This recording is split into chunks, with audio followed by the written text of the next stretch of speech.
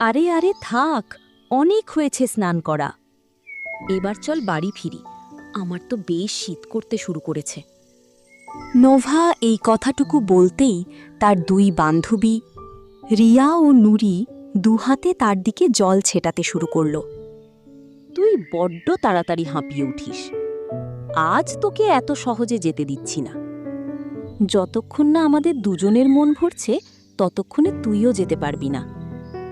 রিয়া কেবল এই কথাগুলোই বলছিল, ঠিক তখনই নুরি জলের ভেতর কারো অস্তিত্ব অনুভব করল। মুহূর্তের মধ্যে ভয়ে তার মুখের রং ফ্যাকাশে হয়ে গেল। দেখতে দেখতে কোনো এক অদ্ভুত রহস্যময় অদৃশ্য শক্তি নুরিকে জলের নিচে টেনে নিয়ে গেল। জলের আলোড়নে প্রচণ্ড শব্দ হতে রিয়া আর নোভা পিছন ফিরে তাকাল। তখন নুরির শুধু মাথার চুলটুকুই দেখা যাচ্ছিল, যা পলক ফেলতেই চোখের আড়ালে চলে গেল। নুরি, কোথায় গেলি তুই? নুরি, কোথায় গেলি? কোথায় আছিস তুই? তোকে দেখা যাচ্ছে না কেন? আরে আর মজা করিস না। নোভার এই আর্তনাদে কোনো কাজ হলো না, কারণ নুরি ততক্ষণে নিখোঁজ হয়ে গেছে। রিয়া আর নোভা এমনভাবে দাঁড়িয়ে রইল যেন তারা তাদের সব কিছু হারিয়ে ফেলেছে। নোভা, একটু সাহস সঞ্চয় কর। এই জলের মধ্যে আর কতক্ষণ দাঁড়িয়ে থাকবি? আমাদের জল থেকে বেরিয়ে কারো সাহায্য নিতে হবে। না না, আমি আমার বান্ধবীর সাথে এখানে এসেছিলাম, আর তাকে নিয়েই এই জল থেকে বের হব। যতক্ষণ না ও ফিরে আসছে ততক্ষণ এই জল থেকে আমি এক পাও নড়ব না। নোভার মাথায় যেন তখন পাগলামি চেপে বসেছে। রিয়া সাহস সঞ্চয় করে কোনো মতে ওকে জল থেকে টেনে উপরে উঠল। আমার কথা মন দিয়ে শোন, নুরি পুকুরের অতল গভীরে তলিয়ে গেছে। শেষ মুহূর্তে আমি ওর চুলগুলো দেখতে পেয়েছিলাম। দেখে মনে হচ্ছিল ও যেন আমাদের কিছু বলার চেষ্টা করছে। এখন আমাদের কাছে একটাই রাস্তা খোলা আছে, আমাদের কারো সাহায্য নিতেই হবে। কার সাহায্য? কার সাহায্যের কথা বলছিস তুই? সেই অঘরীর।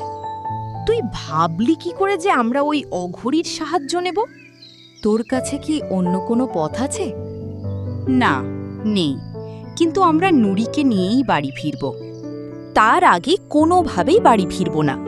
তাহলে গ্রাম জুড়ে এই আলোচনা শুরু হওয়ার আগেই আমরা অঘরীর কাছে যাই। রিয়া নোভাকে সঙ্গে নিয়ে সেখান থেকে বেরিয়ে পড়ল। পথে তাদের সঙ্গে দেখা হলো নোভার বাবার। তিনি অবাক হয়ে বললেন, আরে মা, কোথায় যাচ্ছিস তোরা? কখন থেকে তোকে খুঁজে বেড়াচ্ছি। মারে, তোর কোনো হুঁশ আছে? বাড়ি থেকে কি বলে বেরিয়েছিলি? মনে আছে নাকি মনে করিয়ে দিতে হবে? বাবা, আমার সব মনে আছে। আমি বলেছিলাম কাল আমার বিয়ে, তাই আজ বান্ধবীদের সাথে শেষ বিকেলটা কাটাতে চাই। হ্যাঁ মা, তো কাটানো তো হলো তোর শেষ বিকেল। এবার চল বাড়ি ফিরি। তুই কাকার সাথে বাড়ি যা আর বিয়ের প্রস্তুতি নে। আমি নুরিকে খুঁজে নিয়ে আসছি। আমি তোকে একা যেতে দিতে পারি না, আমিও যাব তোর সাথে। কিন্তু কিভাবে? কাল তোর বিয়ে, বাড়ির লোক আর বাকি সবাইকে কি জবাব দিবি তুই? সেটা পরে দেখা যাবে। তাদের গোপন আলোচনা চলাকালীন নোভার বাবা বাধা দিয়ে বলে উঠলেন, তোদের দুজনের এত খুশুর খুশুর কি কথা হচ্ছে শুনি? চল এখন বাড়ি চল। আর মা রিয়া, তুমিও নিজের বাড়ি যাও। তোমার বাবা নিশ্চয়ই দুশ্চিন্তা করছেন। মোহন এক প্রকার জোর করেই নোভাকে বাড়ির দিকে নিয়ে চললেন। নোভা নিরুপায় হয়ে বাবার সাথে যেতে বাধ্য হল। রিয়া গভীর চিন্তায় মগ্ন হয়ে নোভার চলে যাওয়ার পথের দিকে তাকিয়ে রইল। তার মনের ভিতর এক অদ্ভুত অস্থিরতা কাজ করছিল, কোনো কিছুই আর ভালো লাগছিল না। সে ধীর পায়ে ফিরে গিয়ে সেই পুকুরটার পাড়ে বসল, যেখান থেকে নুরি নিখোঁজ হয়েছিল। হতাশ গলায় রিয়া নিজেকেই নিজে প্রশ্ন করল, এখন আমি একা কি করব? এই পুকুরেই কি ঝাঁপ দেব? হয় নিজের সখীকে খুঁজে বের করব, নয়তো ডুবে মরব। যেই মুহূর্তে রিয়া মরণ ঝাঁপ দেওয়ার জন্য প্রস্তুত হল, ঠিক তখনই পিছন থেকে কেউ একজন শক্ত করে তার কাঁধে হাত দিয়ে টেনে ধরল। পিছনে তাকিয়ে দেখল নোভা দাঁড়িয়ে আছে। পুকুরে যদি ঝাঁপ দিতেই হয় তবে দুজনে একসাথে দিব। অঘরী বলেছিল এটা এক মায়াবী কুণ্ড, এখন এর ভেতরে আমাদের যেতেই হবে। তুই কেন ফিরে এলি? কাল তোর দরজায় বরযাত্রী এসে দাঁড়াবে। তোর বাড়ির লোক তাদের কি জবাব দেবে? ওসব পরে দেখা যাবে, সকাল হওয়ার আগেই আমরা এই পুকুর থেকে বেরিয়ে আসব। এখন চোখ বন্ধ কর আর প্রাণের বাজি লাগিয়ে ঝাঁপ দে।